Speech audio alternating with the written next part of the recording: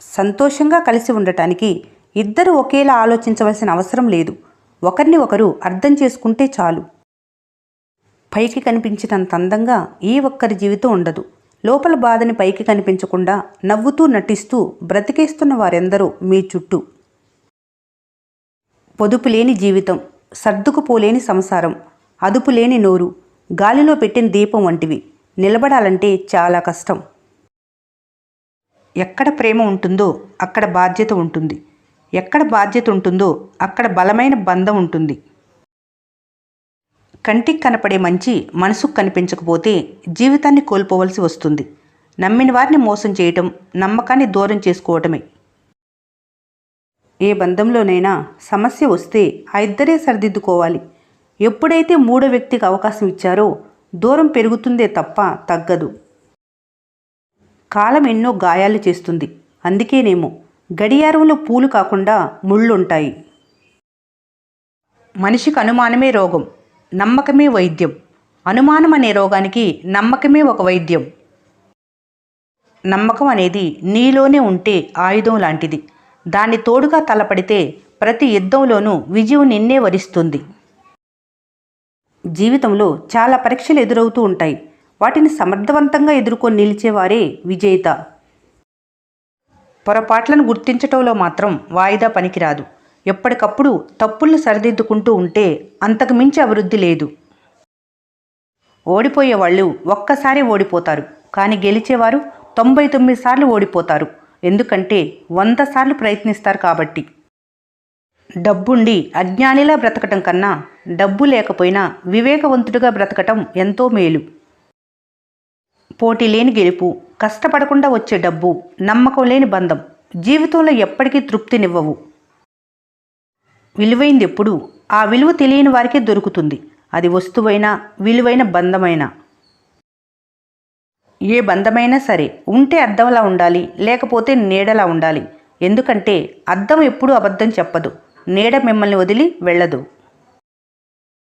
కంటికి నచ్చిన ప్రతి ఒక్కరూ మనసుకు నచ్చరు. ఒకసారి మనసుకు నచ్చితే ప్రాణం పోయినా మరవటం చాలా కష్టం.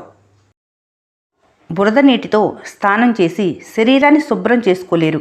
అలాగే చెడ్డవారితో చెలిమి చేసి గౌరవం పొందలేరు. అందుకే మీ శ్రేయస్సు కోరే వారితో మాత్రమే చెలిమి కొనసాగించాలి. కీడు చేసేవారి చెలిమి తిరస్కరించాలి. అమ్మాయికి అందం కంటే అర్థం చేసుకునే మనసు ఉండాలి. అబ్బాయికి ఆవేశం కంటే ఓపిక ఎక్కువ ఉండాలి. అప్పుడే ఆ జీవితం బాగుంటుంది. ఎంతటి కష్టంలో ఉన్నా సరే నీ కన్నీరు బయటికి రానివ్వకు. ఆ కన్నీరు చూసి నవ్వుకుంటారే తప్ప ఏ ఒక్కరూ కరిగిపోయి నీకు తోడవ్వరు. స్వచ్ఛమైన మనసున్న వాళ్ళు అన్ని విషయాలు పైకి చెప్పేస్తారు. ఏది దాచుకోరు. వాళ్లకు ప్రేమించటం తప్ప నటించటం చేత కాదు. వాళ్ళ కోపం క్షణకాలం ఉంటుంది, ప్రేమ మాత్రం జీవితకాలం ఉంటుంది. ఏడవటం చాలా తేలిక, కానీ మనసులో బాధను దాచుకొని పైకి నవ్వటమే చాలా కష్టం. మనిషి కోరుకున్నది ఏదైనా పొందలేకపోతే చాలా బాధపడిపోతాడు. కానీ కోరుకున్నది సులభంగా లభిస్తే దాని పట్ల నిర్లక్ష్యంగా ఉంటాడు. పరిస్థితులు అనుకూలంగా లేనప్పుడు సహనమే సరైన మార్గం. మీరు మాట్లాడితే గాని మాట్లాడిన బంధాలను వదిలేయటమే ఉత్తమం. ఎందుకంటే నువ్వు మాట్లాడితేనే మాట్లాడుతున్నారంటే నీ బంధం అక్కడ అవసరం లేదని అర్థం. మాట్లాడాలి అనుకునేవారికి టైం ఖచ్చితంగా దొరుకుతుంది, కానీ వద్దు అనుకునేవారికి సాకు దొరుకుతుంది. నమ్మకం లేని వారితో స్నేహం, గుణం లేని వారితో బంధం మీ జీవితానికే ప్రమాదం. అలాంటి వారికి దూరంగా ఉండటమే మంచిది. కలిసి ఉండాలి అనుకునేవారు అర్థం చేసుకునే ప్రయత్నం చేస్తారు. విడిపోవాలి అనుకునేవారు బాధ పెట్టడానికే ప్రయత్నం చేస్తారు. వాదించుకోవటం కంటే చర్చించుకోవటం ఉత్తమం. వాదించుకుంటే ఎవరో ఒక్కరే గెలుస్తారు. అదే కూర్చొని మాట్లాడుకుంటే ఇద్దరూ గెలుస్తారు. ఆకలితో ఉన్నప్పుడు దొరకని అన్నం, అలసిపోయినప్పుడు దొరకని నీడ, దుఃఖంలో రాని బంధాలు, కష్టంలో రాని స్నేహాలు, చనిపోయిన తర్వాత చూపించే ప్రేమ అన్నీ వ్యర్థమే. 3 విషయాలు ఎప్పుడూ గుర్తుంచుకోవాలి. ఎవరిపైనా ఈర్ష్యాభావం వద్దు.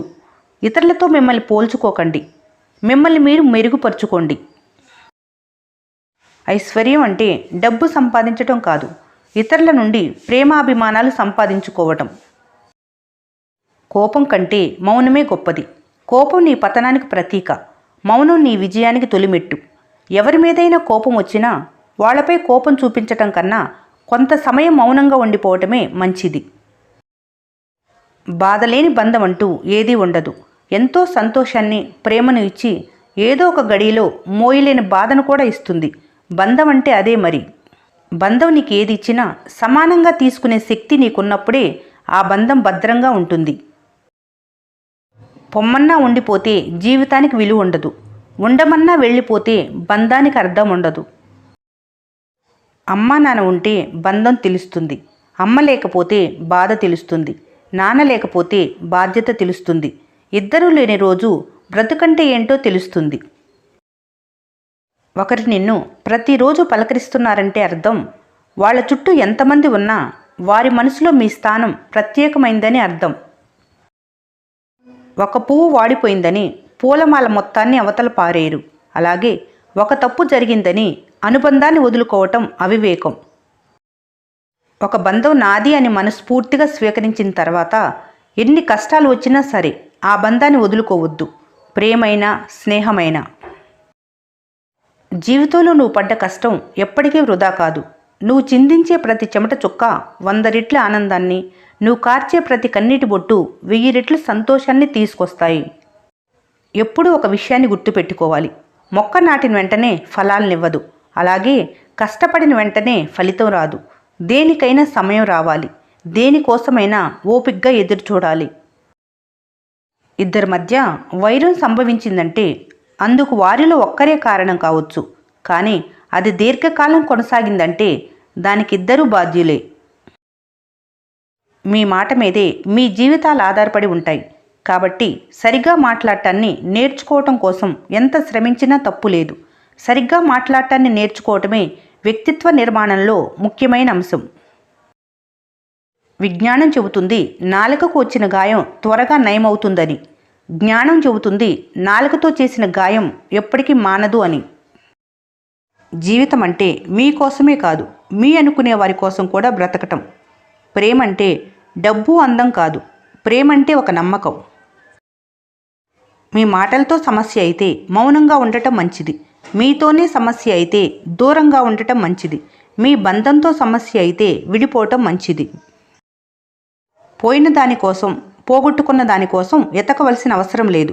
పోయిందంటే దానికి నువ్వు అవసరం లేదని, పోగొట్టుకున్నావంటే అది నీకు అవసరం లేదని. కోటలో ఉన్నారా, కోట్లల్లో ఉన్నారా అన్నది కాదు, కంఫర్ట్గా ఉన్నారా, హ్యాపీగా ఉన్నారా అనేదే ఇంపార్టెంట్. పరిస్థితులు చేయి దాటిపోయినప్పుడు మౌనంగా, సహనంగా ఉండాలి. మనిషి శిలలా మారటానికి కారణం ఓ గాయం కావచ్చు. అలాంటి గాయం తగిలితేనే కదా శిలకి జీవం వస్తుంది. గాయం మనిషిని బాధ కలిగించవచ్చు, కానీ ఆ గాయాలే మనిషికి జీవించటాన్ని నేర్పుతాయి. నిన్నుగా నమ్మేవారికి ప్రాణం ఇచ్చేయాలి. నిన్ను వదిలిపోయేవారికి దారి ఇచ్చేయాలి. ఒకసారి ఓడినంత మాత్రాన ప్రతిసారి ఓటం తప్పదనే భయాన్ని విడిచిపెట్టు. తప్పకుండా రెండోసారి గెలుస్తావు. అలా జరగలేదంటే నీలో భయం ఇంకా ఉందనేది వాస్తవం. అందం చూసి మురవకు. చివరకు బూడిదై మట్టిలో కలవాల్సిందే. డబ్బును చూసి గర్వపడకు. జబ్బులు వస్తే దేవుడైనా కాపాడలేడు. తోటివారిని అవమానించకు. అందరున్నారని అహంకారపడకు.